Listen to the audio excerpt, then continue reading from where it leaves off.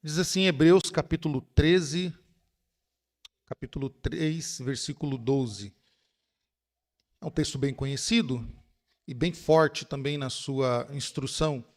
Hebreus, capítulo 3, versículo 12, diz assim: Tende cuidado, irmãos, jamais aconteça haver em qualquer de vós perverso coração de incredulidade que vos afaste do Deus vivo. Meus irmãos, a carta aos Hebreus, o escritor aqui, ele faz um alerta e um alerta fortíssimo. Um alerta, uma espécie de uma chamada muito forte. Ele diz: cuidado. E quando nós usamos essa expressão cuidado, seja para qualquer exemplo que for, por exemplo, cuidado para um filho, cuidado com a escada, senão você vai cair. Ou então para o marido para a esposa, amor, cuidado com essa faca. Ou para o marido, cuidado com a velocidade do carro. Quando nós usamos essa expressão para estes casos, simples ou não, nós está embutido nessa palavra um alerta de perigo. Então, o cuidado não é uma palavra qualquer. O cuidado é, você pode se arrebentar, você pode causar um prejuízo, você pode sofrer um dano e, em determinado momento, pode ser irreversível. Então, fique atento, fique atento. E aí ele diz, qual é o cuidado que esses irmãos de Hebreus devem ter? Qual o cuidado? Nenhum desses que eu citei, claro, mas o alerta para esses irmãos eram para que eles não deixassem que o coração deles se tornasse perverso e incrédulo.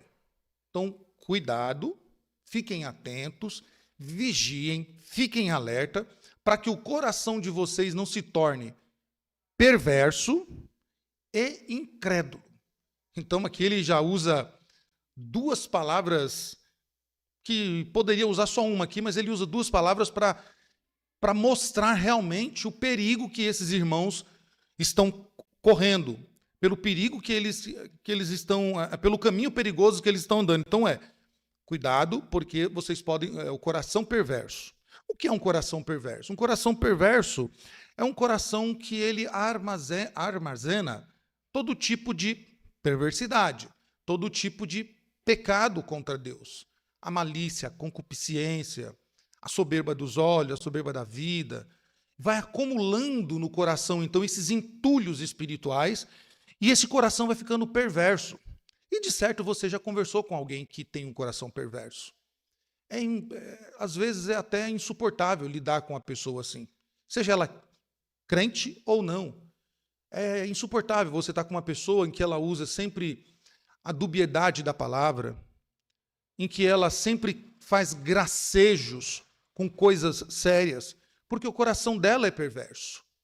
Paulo, escrevendo isso às igrejas da Ásia, ele disse: tudo é puro para o puro, falando do coração. Paulo está dizendo assim: para aquele que tem um coração puro, tudo é puro. Mas para aquele que não tem um coração puro, tudo torna-se impuro e perverso. Então, o primeiro alerta deles aqui era: cuidado para que o coração de vocês não se torne um coração perverso, para que o coração de vocês não acumulem esses entulhos que vão fazer de vocês pessoas imorais, pessoas que vão praticar as injustiças, que vão praticar as imoralidades na mente. Mas ainda há dentro desse alerta, há uma segunda cláusula, pode assim dizer, que também é tão perigosa, ou se não mais perigosa ainda do que a perversidade, embora um coração perverso vai levar, o caminho dele vai ser esse caminho da incredulidade. E ele diz: coração perverso e incrédulo. O que é um coração incrédulo? É um coração que realmente não crê mais em Deus. É um coração que se afastou da verdade divina. É um coração que já não tem mais o Senhor como o seu Senhor, o seu Salvador. Aquele cujo coração mora outros deuses, reina outros deuses. Reina Mamon, reina os deuses do mundo, reina tudo, o ego, menos o Senhor, o Rei dos Reis.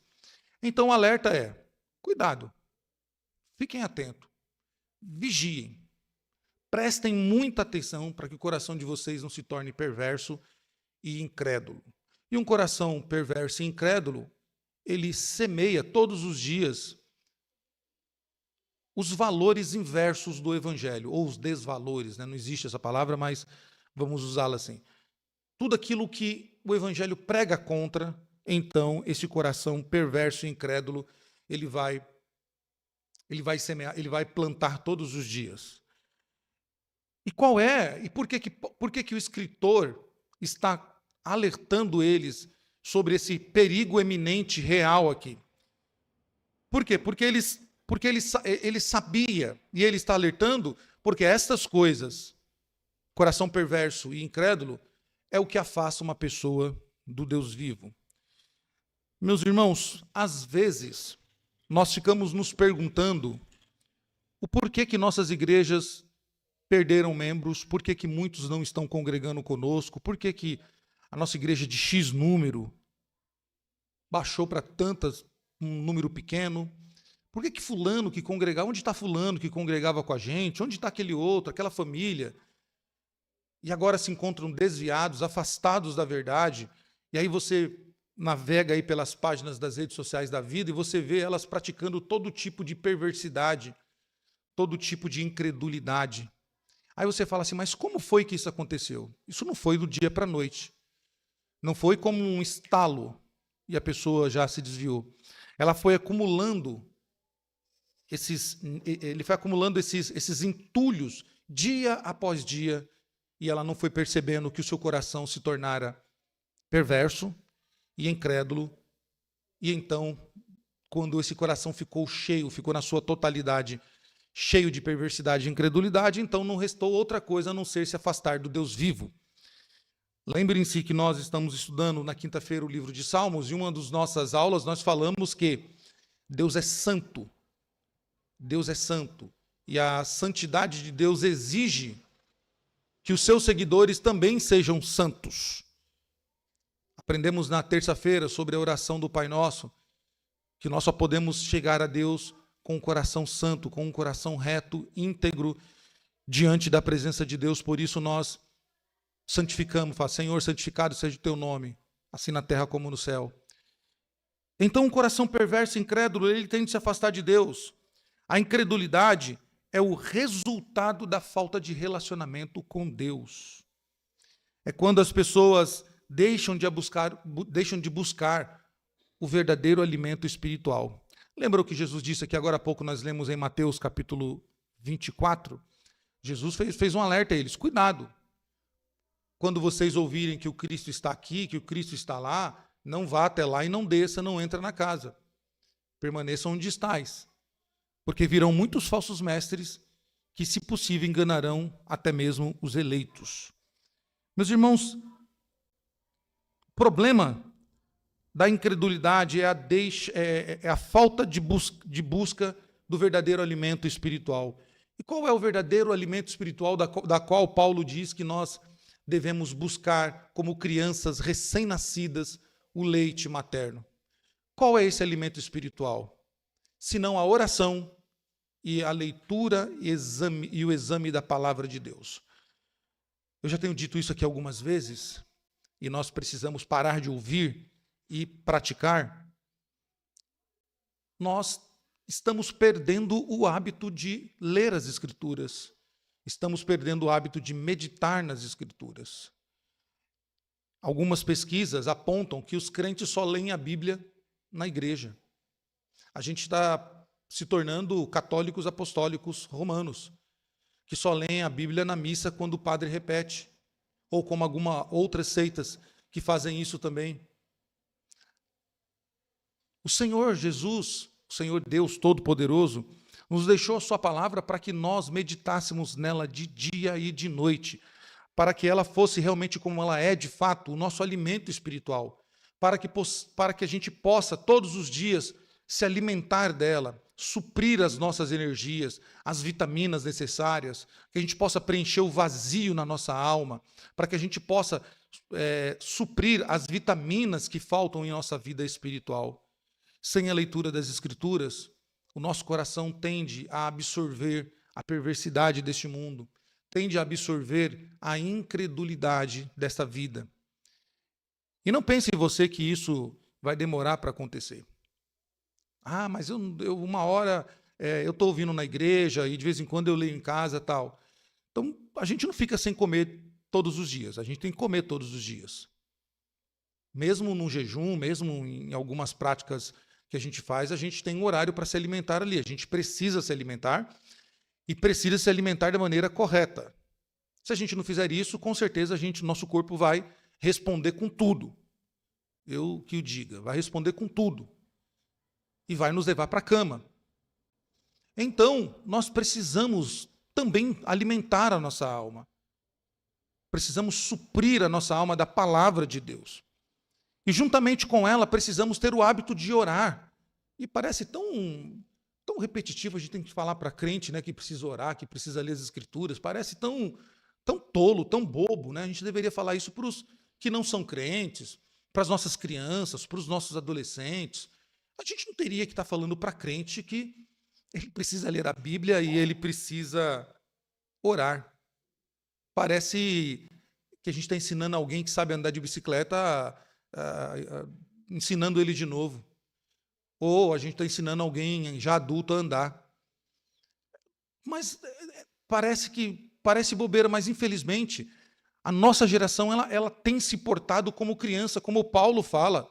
Paulo, escrevendo aos Hebreus também, Paulo alerta que os irmãos da igreja da Ásia, eles já eram adultos, deveriam estar servindo de exemplo para os outros, mas ainda eles estavam agindo como crianças recém-nascidos. Paulo estava falando para ele, vocês já são adultos, vocês estão se portando como recém-nascidos, cresçam, frutifiquem, dê exemplo. Vocês precisavam instruir os mais novos e não agirem como bebezões, como crianças. Meus irmãos, pois é assim que nós temos agido. Pois é assim que nós temos agido nos dias de hoje, como bebezões. Como homens e mulheres de 20, 30, 40, 50, 60, 70, 80, 90 anos, mas a alma de uma criança recém-nascida, que ainda fica no seu gugu dadá, querendo leitinho, querendo ainda mingau. E nós então nos surpreendemos quando nós ouvimos que precisamos ler a Bíblia. É impressionante, é cômico, e a gente tem que rir mesmo, porque não faz sentido a gente ter que dizer isso para crentes. E possivelmente esse domingo essa igreja não é a única que está ouvindo isso. Possivelmente outras igrejas estão também falando sobre isso, porque é uma necessidade real da nossa geração. E um exemplo disso é a falta de manuseio das Escrituras. Vamos ler Filemão? Não vamos, não é só para ler, não. É uma briga feia para achar Filemão na Bíblia. Tem esse livro na Bíblia? Eu nem sabia. Então a gente fica lá folheando, vai lá no Novo Testamento, mas não tem o meu tem Gálatas, mas não tem Filemão, não. Porque Filemão é no Antigo Testamento. Aí a gente vai procurar lá o profeta Ageu.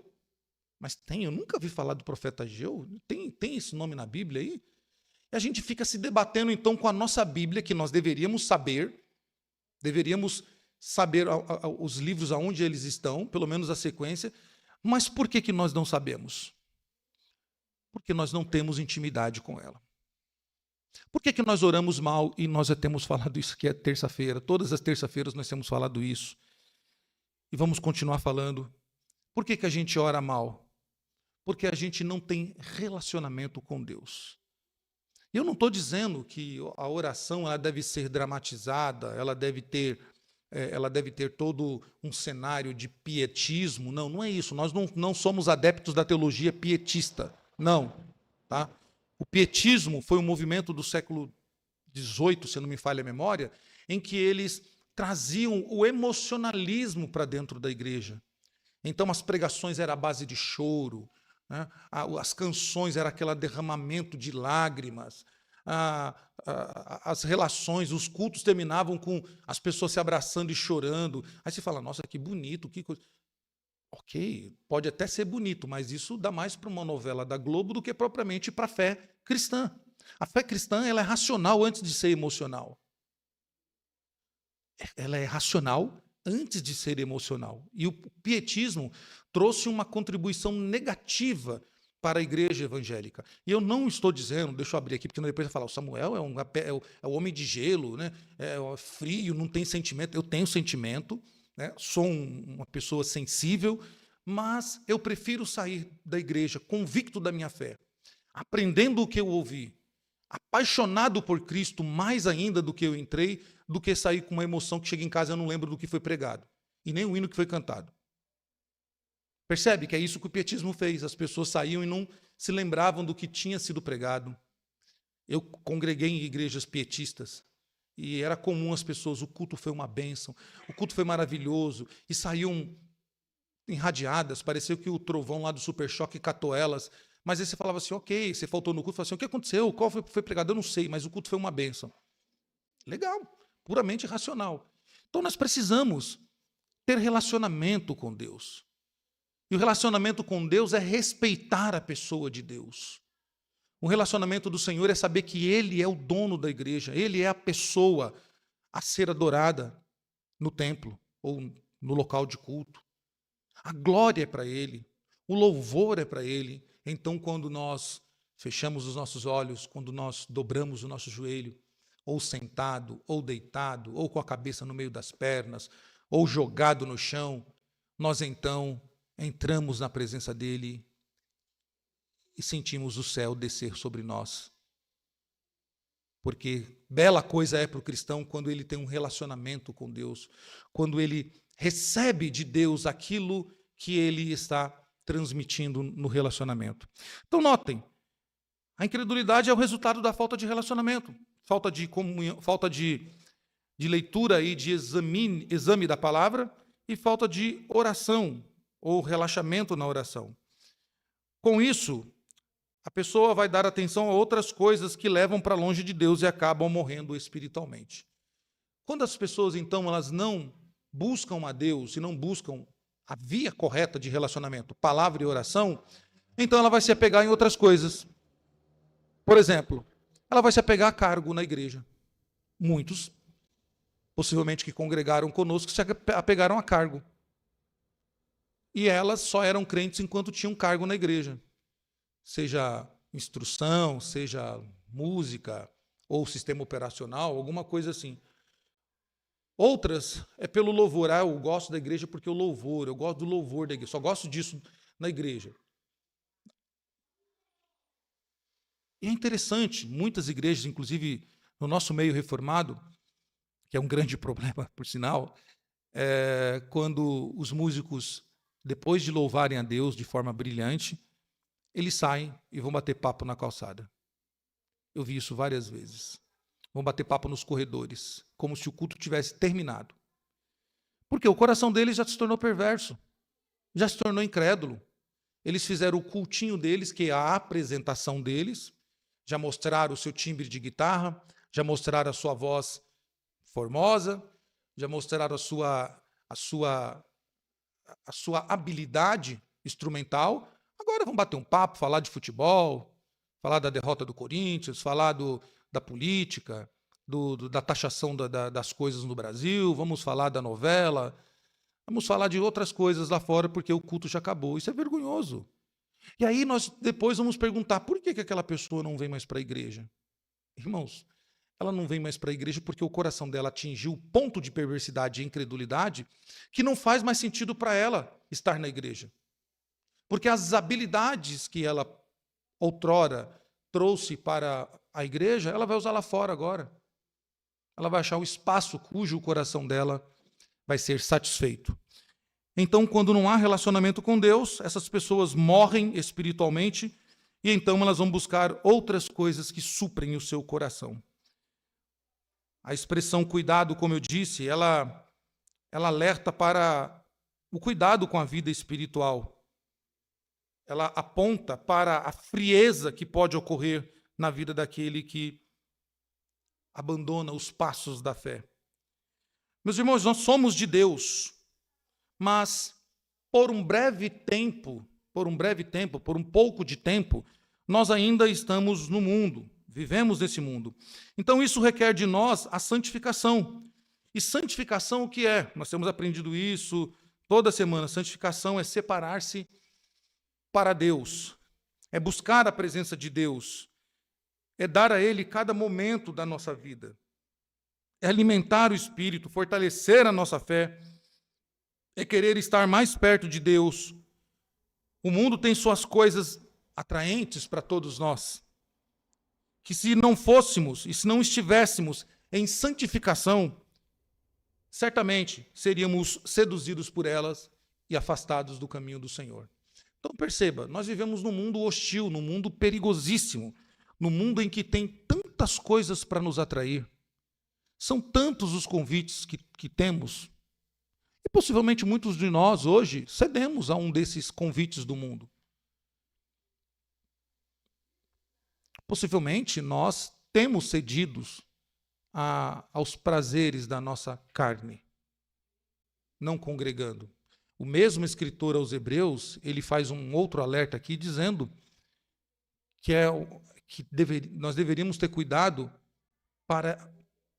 quanto ao fato de congregar. Ele fala, não deixe de congregar como é o costume de alguns. Já naquela época havia essa falta de temor, essa falta de relacionamento com Deus, e as pessoas deixavam de congregar por qualquer coisa, por qualquer motivo. Eu sei, como eu disse, eu não sou insensível, eu sei que há algumas situações que fogem da nossa responsabilidade, há algumas situações que realmente nós somos forçados a não vir para a igreja, mas essas coisas também nos deveriam tirar de outras coisas da vida, mas não fazem, né? Então, nós, vivendo nesse mundo, nós temos que estar em santificação a todo momento. Devemos estar com a nossa antena ligada o tempo inteiro, porque, meus irmãos, o mundo, por exemplo, nós temos aqui na nossa cidade quase 8.000 pessoas. Não pense que o inimigo vai se preocupar com quem não serve a Deus, ele vai preocupar com os crentes, com aqueles que temem a Deus. E vai lançar todas as suas ferramentas, todo o seu arsenal contra os filhos de Deus. Ele não vai persistir, não vai ficar derramando ou gastando seu tempo com quem já está servindo ele, com quem já está satisfazendo os seus desejos. Ele vai fazer com que nós, que tememos a Deus, que nós deixemos de servir a Deus. Então ele vai usar toda a sua ferramenta, vai gastar todo o seu tempo. E a Bíblia diz que ele não se cansa, ele é um ser que é incansável. Ele trabalha e trabalha direto para destruir os eleitos de Deus. A Bíblia nos adverte, meus irmãos, que nós não devemos amar o mundo e nem o que nele há. Se alguém ama o mundo, o amor do Pai não está nele. Pois tudo o que há no mundo, a cobiça da carne, a cobiça dos olhos, a ostentação dos bens, não provém do Pai, mas do mundo. O mundo e a sua cobiça passam, mas aquele que faz a vontade de Deus permanece para sempre. Isso está lá em 1 João, capítulo 2, dos versículos 15 ao 17. Percebam, nós não devemos amar o mundo. Nosso coração deve amar somente a Deus. O nosso coração deve ser morada do amor de Deus. Nosso coração deve ser todos os dias preenchidos com a sua palavra, preenchidos com o relacionamento com Deus, para que quando essas coisas que João diz, a cobiça da carne, a cobiça dos olhos, a ostentação dos bens, quando isso vier sobre nós não sejamos afligidos, não sejamos tocados por isso, porque o nosso coração firme no Senhor, a segurança, a nossa rocha, o nosso estandarte, então nos proteja como escudo que Ele é, para nos livrar dos dardos inflamáveis do inimigo. Nós não podemos, meus irmãos, nos alimentar com as coisas deste mundo. O alimento do cristão não se encontra nas coisas terrenas, que irão passar um dia. Nós lembramos da história de Daniel, quando Daniel estava na Babilônia, e então Daniel, assim como todos os que estavam ali, foi convidado a se alimentar das iguarias que o rei determinou que todos comessem. Mas Daniel recusou, disse, não vou comer. Não, eu pedi ao rei, falou assim, rei, me permita que eu coma só legumes, que eu faça uma dieta particular, que eu coma só isso e eu não vou me enfraquecer. Prometo para o Senhor que eu não vou perder energia, não vou perder vitaminas, vou continuar forte para servir aqui o reinado. O que Daniel estava nos ensinando com isso? Que o nosso alimento não pode vir deste mundo. O alimento do cristão não se encontra nas coisas dessa vida, nas coisas terrenas, que um dia vão passar e no outro não vai ter proveito nenhum. Mas as coisas que vêm de Deus permanecem para sempre, e é nisso que temos que estar firmados. Quando nós nos alimentamos do verdadeiro alimento que vem do céu, meus irmãos, nós queremos mais.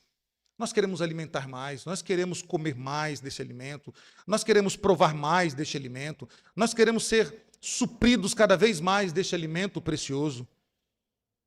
Agora, quando nós nos alimentamos das coisas da vida, elas passam e nos deixam com fome como se nós nunca tivéssemos nos alimentado. Lembra da passagem do filho pródigo? O filho pródigo deixou a casa do pai, foi para uma terra distante, chegou lá, gastou sua fortuna com tudo, e aí começou se alimentando das coisas do mundo, né, com farras, com mulheres, com festas. E então, um dia, esse alimento acabou, esse alimento não supriu a necessidade dele.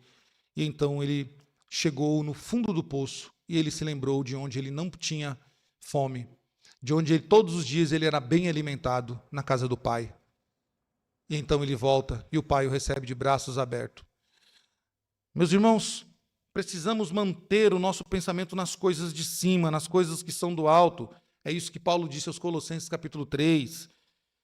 Assim conseguiremos nos manter perto de Deus. Quando uma pessoa esfria da fé, meus irmãos, quando a pessoa ela declina da fé, é muito mais difícil voltar ao que era antes.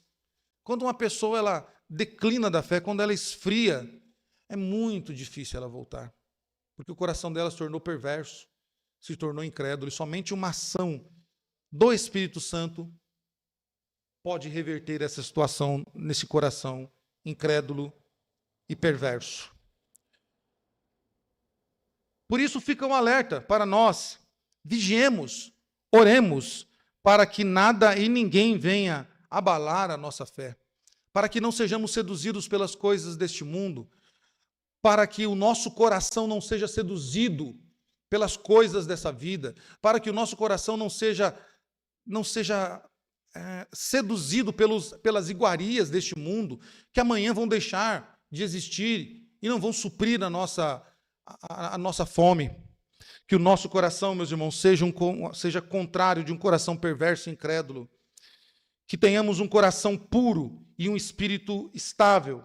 Como filhos obedientes, não deixamos de amoldar pelos maus desejos de outrora, quando vivíamos na ignorância. Este é o conselho de Pedro, na sua primeira carta, capítulo 1.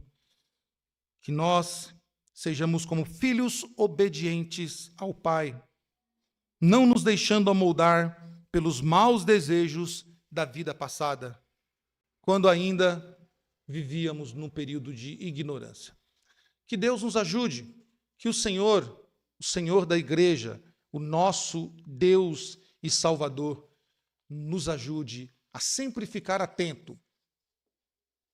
E guardem isso, meus irmãos. Essa expressão de cuidado, ela é muito enfática. Cuidado você está correndo perigo. Fique alerta, fique esperto, porque senão você pode cair. Vamos orar?